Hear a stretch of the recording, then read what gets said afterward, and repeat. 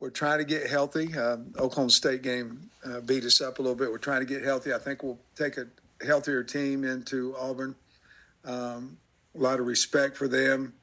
They beat the heck out of us last year and in our building, and certainly have a lot of respect for Coach Freeze and the job that he's done there and throughout his career. And we're looking for him. We know it's going to be loud, and it's going to be our first SEC game. So we're excited. I've had a good week of practice so far and excited to go up there. Coach, will start with Nathan King of Auburn 24/7. Hey, Sam, I was just wondering, what Travis's kind of motivation level is for this game. It's the first time he'll be back at his alma mater on the other sideline, and just how you feel like his defense has sort of grown since you made that decision to hire him a couple years ago. Well, first of all, it was a great hire. Wonderful man, wonderful coach. Travis was here last year, when we played him, and we were very motivated then to play, and we got the heck kicked out of us. I think there's some motivation involved in that as well. But going back for him, it'll be special for him to go back to his alma mater. And the bottom line is we have to prepare and get ready, and our guys have to go out and execute the plan. But to ignore that he's going back to Auburn and where he played would be silly. And so he certainly is excited about the opportunity, as we are each and every week.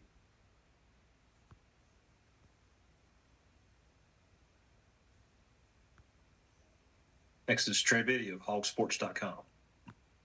Hey, Coach, you guys always talk about, leading from within the team and stuff. And I was just curious, with this being such an important game, the SEC opener for you guys, has there been anybody that's maybe stepped up in kind of a leadership or motivational role, or maybe had certain words with the team or something like that from within? And just overall, how has the mentality been? Yeah, the mentality's been great this week. 2 really good practices, physical practices. We're flying around the football. We understand, SEC getting ready to play Trey. And, Landon Jackson's kind of that guy that you're speaking of defensively, and Taylon Green's the guy on offense for the most part is vocal. But been very spirited practice, very physical practices. And our team has played extremely hard at practice, getting around the football, straining on offense. But those 2 guys you're talking about have been Green and Landon. And you guys will release your first ever official injury report on tonight. I was wondering, what goes into that? Obviously, you have communication with somebody, and I guess maybe Kyle is the person that enters that information. Just curious what the process is for delivering that. Yeah, Dave Polanski will be the guy that does that. And it'll be basically, Trey, just, what we talked about in this morning's meeting. And we have been doing this for the last couple of weeks just to prepare for it. Certainly things could change after practice, but we're ready to send it out. And again, we've done that, kind of like what we think it will look like when we send it out tonight for the last couple of weeks. Thanks, Coach.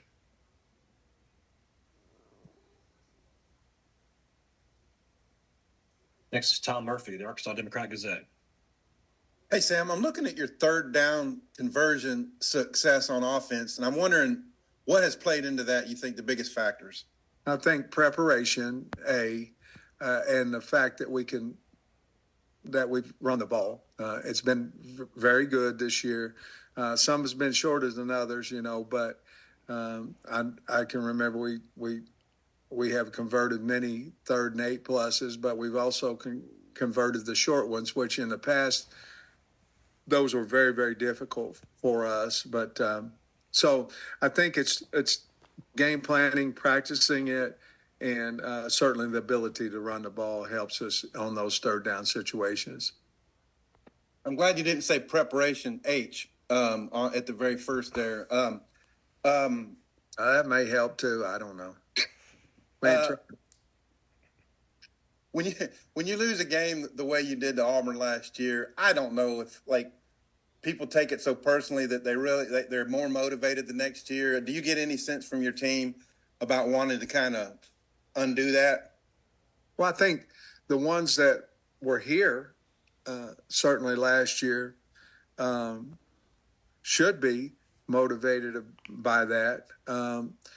Teams are changing so much now, Tom, with the portal, that you have a lot of kids that didn't experience it that are playing for us now. So maybe in the past that was more motivation because you didn't have the exchange of players like you have now. But certainly we're aware, as they are too, that they came in here and embarrassed us.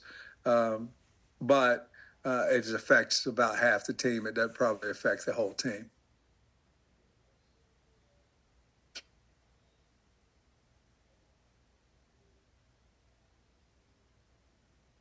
Next up will be David Eckert of the Austin American-Statesman. Hey, Sam, how you doing? All right, David, how are you, buddy? I'm doing great, thanks. Kind of a conceptual one here for you, if you'll indulge me. Obviously, you coached in the Big 12 back in the day, and you've played a bunch of those teams in non-conference lately. I'm just curious if you can kind of compare and contrast the traits of those teams to the ones that you see in the SEC every week. Well, there's good football, obviously, in the Big 12, really good football. And the difference probably is the size of the offensive and defensive line, even though both of those are, kids are getting bigger and they're recruiting bigger players. Probably we try to, not all teams, but we try to run the ball a little bit more in this league because of the physicality of the offensive lines and try to stop the run a little bit more. We're not quite as wide open, even though we've become more like that in the SEC. But it's just really good football in both leagues and high respect for the Big 12. Yeah, but that's really, to me, that's the difference is the size of the kids in this league seem to be a little bit bigger. Appreciate it, Sam. Thanks. Next is Jackson Fuller of the Times Record. Hey, Sam. With Hudson out, we saw Larry take some snaps at safety last week. I'm just curious. I know Hudson was kind of also one of the backup hog positions. Who are some guys maybe that are competing with Danico and can maybe spell him for some reps? We believe in Tevis Metcalf. We believe that he can do that. We obviously have a plan with Larry, like you said, and if we get much past it, we can move Tevis Metcalf around a little bit, even though he's starting for us, and move Nico Slaughter around if we have to at that point too. So we're a little thin back there, but that would be where we would go right now with certainly Larry and then Tevis. And I know we'll get the official report tonight, but, can you share it all? Addison, I know you were confident or at least happy with his progress on Monday. Are you still happy with how he's looked in practice maybe this week? Yeah, I think I think he'll probably be listed as probable on that list tonight, and he looked better yesterday than he ever has over the past week and a half at practice. So I would say that he would be probable right now.